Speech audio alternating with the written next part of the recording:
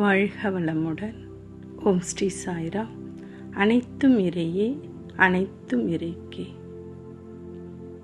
பழங்காலத்தில் பார்த்திங்கன்னா மக்கள் அப்படி கால்நடையாக தான் ஒரு இடத்துலேருந்து இன்னொரு இடத்துக்கு போவாங்க. போகும்போது நிறைய பொருட்களை சுமந்துக்கிட்டு போவாங்க. வழியில் சுமை தாங்கி கல்லுன்ட்டு ஒன்று இருக்கும். அதன் மீது அனைத்து பொருட்களையும் இறக்கிட்டு கொஞ்ச நேரம் இளைப்பாரிட்டு மீண்டும் அனைத்தையும் சுமந்துக்கிட்டு போவாங்க. இப்படி அந்த சுமை தாங்கி கல்லானது எப்பவுமே நினைக்காது. அது பாட்டுக்கும் எதை பற்றியும் யோசிக்காமல் கடமை செஞ்சிட்ருக்கோம்.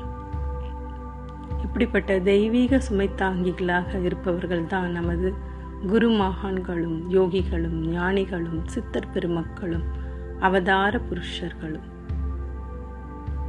அவங்கக்கிட்ட நாம் செய்யக்கூடாத செயல்கள் எல்லாம் செஞ்சுட்டு பாவங்களை பண்ணிட்டு அதற்கான விளைவுகளை சுமக்க முடியாமல் எடுத்துகிட்டு போய் அவங்க மடியிலையும் தலையிலையும் சுமத்திடுறோம்.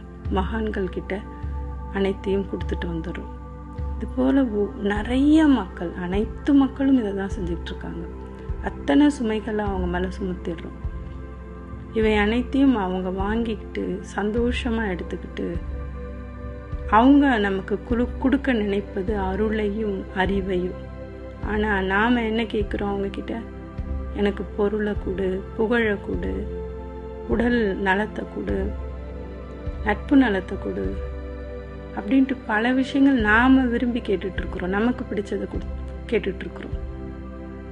என்னைக்காவது எனக்கு அறிவை கொடு, ஆற்றலை கொடு, அருளை கொடுன்னு கேட்டிருக்கிறோமா? ஏன் வாழுங்காலத்தில் பல மகான்கள் துன்பங்களுக்கு உள்ளானார்கள்? யோசிச்சிருப்போமா என்னைக்காவது? பல மகான்களுக்கு உடல் நோய் வந்தது. ராமகிருஷ்ண பரமஹம்சர், பகவான் ரமணர், யோகிராம் சுரத்குமார், இப்படி சொல்லிக்கிட்டே போகலாம்.